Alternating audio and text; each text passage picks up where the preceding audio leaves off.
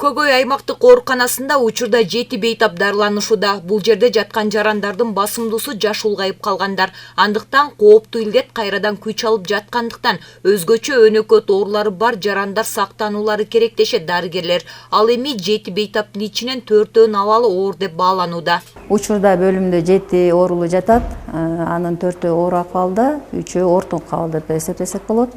Бул балдырлардын ооруларын көп эле почти бардыгы эле эмдөө алган эмес.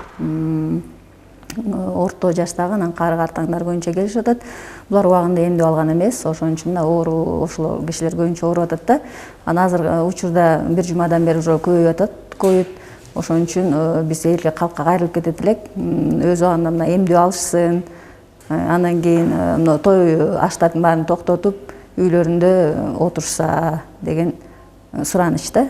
Акыркы бир аптадан бери кооптуу илдетти жуктуруп алган жарандардын саны кайрадан өсүүдө. Андыктан ар бир жаран өз ден соолугуна туура кам көрүп, эмдөөдөн өтүшү шарт. Негизи коронавирустун дарысы жок болгондуктан бул вирустан бир гана вакцина алуу менен гана адамдар коргоно алышат. Келгенде абалдары оор, бу жерге көбүнчө стационарга оор абалдагылар жатып барат да, жеңил абалдагылар да келишип атат, пневмония менен алар үйлөрүнө дарыланышып атат. Алар жанагы ЦСМдин көзөмөлүнүн астында, врачтардын дарыгерлердин астында үйлөрүнө дарыланышып атат.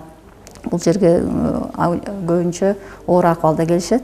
Азыр абалдары стабилдүү, буюрса жакшы болуп кетет деп ойлойбуз. Ооруларга кайрылып кетмекчибиз. Ошол эгерде ооруп калса температура, жөтөл, ушундай симптомдор болсо шыр эле дарыгерге кайрылып, өз убагында обследование өтүп, анан кийин дарыланышса, үйлөрүндө жатышып күчө түшпөсө деп кайрылып кетмекпиз.